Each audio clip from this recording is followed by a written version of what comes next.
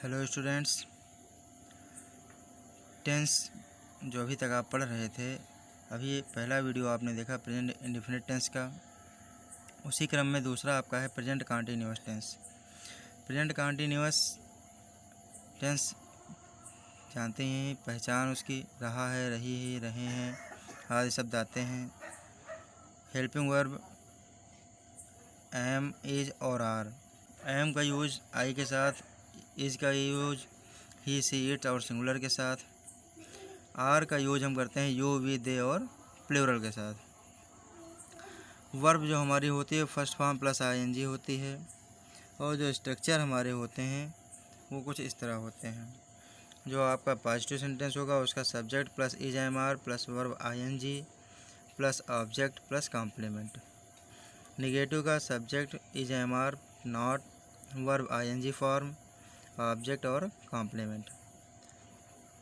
Interrogative first type आपका जो होगा is am are, subject not, verb ING form, object और कॉम्प्लीमेंट। इसी तरह आपका जो इंट्रोगेटिव सेकेंड टाइप होगा जिसमें प्रश्नवाचक शब्दों का प्रयोग किया जाता है, जैसे तुम कहाँ जा रहे हो।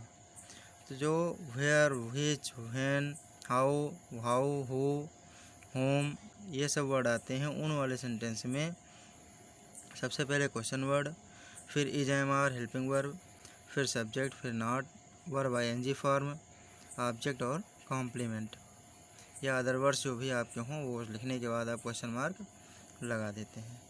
अब आपको सबसे पहले ये समझना है कि हम प्रेजेंट कंटीन्यूअस टेंस का प्रयोग कब करते हैं या कैसे करते हैं। इन चीज़ों को जानना बहुत ज़रूरी है। ये तो केवल एक बेसिक था जो भी ये तक आपने पढ़ा। इससे भी ज़्यादा कई चीज़ें हैं जो आपको हमेशा ध्यान रखनी है, जो कि आपके कॉम्पिटिटिव एग्ज़ाम्स में या कई तरह की परीक्षाओं में आपसे पूछा जाता है। तो उन चीज़ों को भी ध्यान रखना बहुत ज़्यादा ज़रूरी है। आज हम आपको सारी चीज़ें इसमें बताएंगे इस वीडियो में, जो सारी चीज़ें आपके लिए बहुत ज़्यादा इम्पॉर्टेंट हैं और हमें उम्मीद है कि आसानी से आपको हर जगह नहीं मिलेंगी। बच्चों, आप देखते हैं कि कहाँ पर हम इसका प्रयोग करते हैं। पहला, it is used in such actions which are continued at the time of speaking. जब हम उस बात को कह रहे हैं तो उस समय वह कार्य जारी होना चाहिए। जैसे दे आर प्लेइंग, तो वो खेल रहे हैं, हम उसको देख रहे हैं, वॉच कर रहे हैं या कंसीडर कर रहे हैं। ही इज़ कमिंग नाउ, वह अब आ रहा है, तो वो है, ये क्लियर है, ये वर्क या एक्शन उस समय टेक्स प्लेस है, इसलिए यहाँ पर प्रेजेंट कंटिन्यूअस टेंस का प्रयोग किया गया है।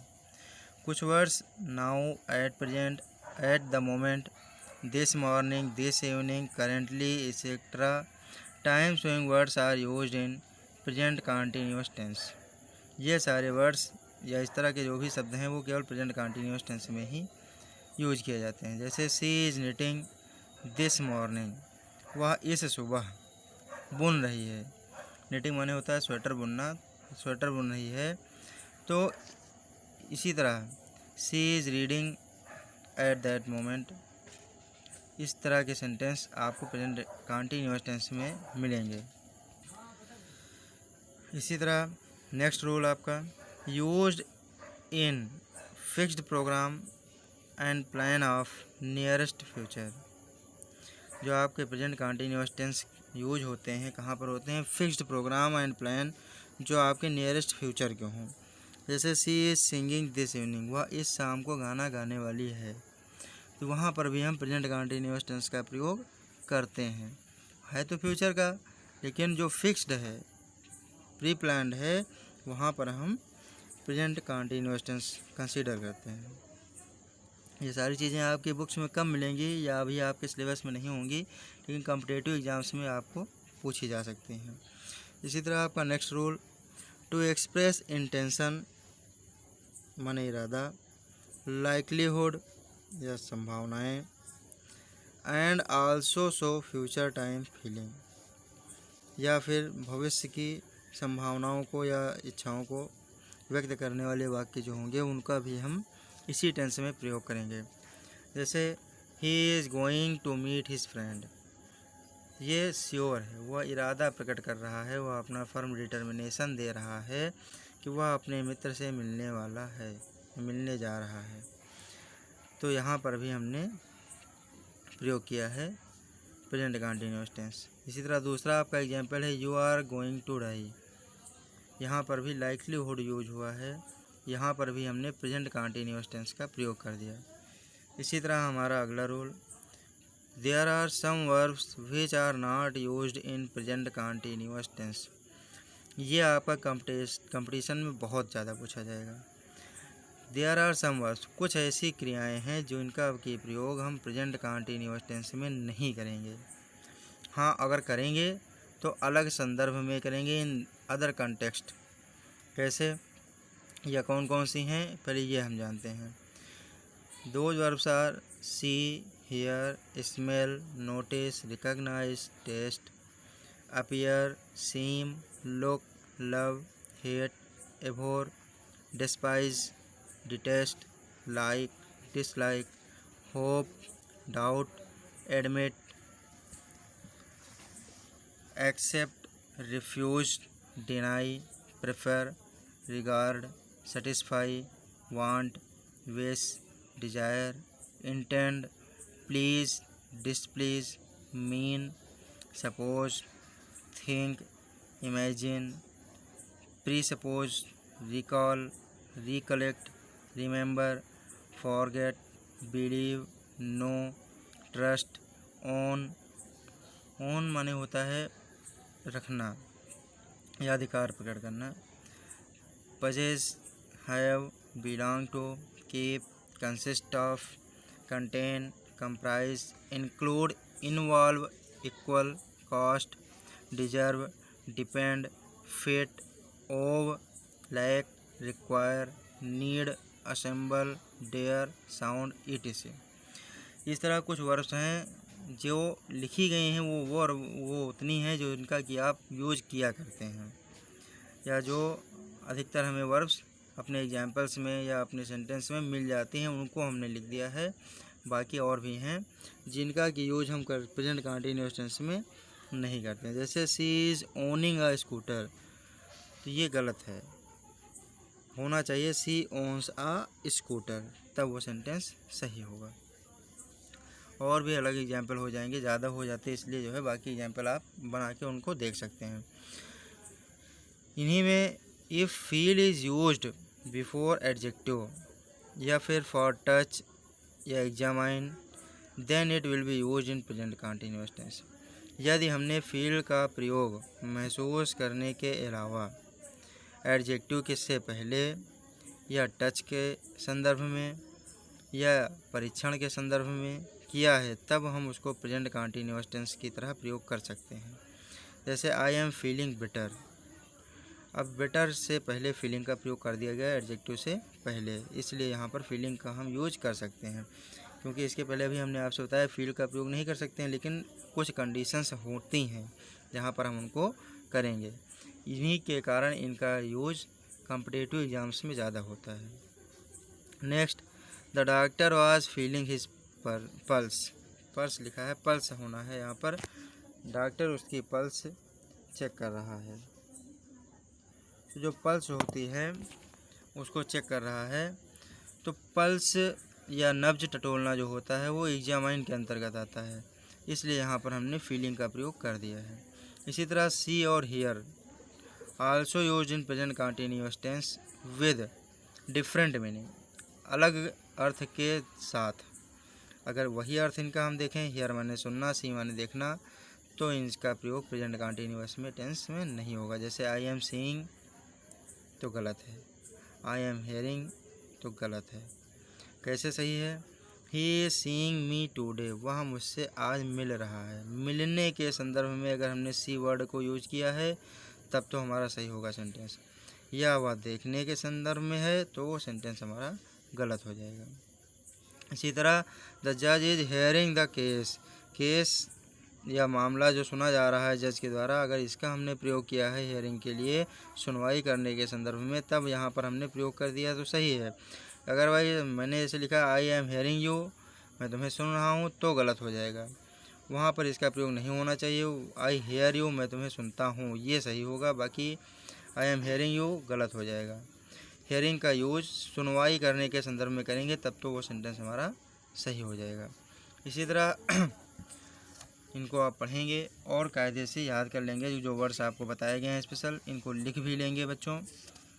और इसके बाद हम आपको बताएंगे कैसे इनका हम प्रयोग करेंगे जो आपकी बुक्स में है। जैसे यहाँ पर एक सेंटेंस दिया गया है, वह अपने पिताजी के साथ बाज़ार जा रहा है। अब इसको अगर हमें ट्रांसलेट बनाना है तो कैसे बनाएंगे। यहाँ पर आपको स्ट्रक्चर दिया गया, जो अफर्मेटिव का है तो पहले सब्जेक्ट, तो यहाँ पर हमने देखिए ही लिखा है। फिर हमारा लिखा है is am are helping verb, तो ही के साथ हम जानते हैं कि हमारा इज होता है। सिंगुलर के साथ सिंगुलर का प्रयोग, तो इज हमने कर दिया। वर्ब हमारी आईएनजी होती है, आईएनजी फॉर्म हमने लिख दी। फिर हमारा ऑब्जेक्ट कहाँ जा रहा है, बाजार जा रहा है, टू मार्केट। फिर विद हिज फादर, ये हमारा कॉम्प्लीमेंट हो गया, तो अपने पिता के साथ बाजार जा रहा है। इसी तरह नेगेटिव अगर आ रहा है सेंटेंस, तो नेगेटिव के स्ट्रक्चर से देखेंगे।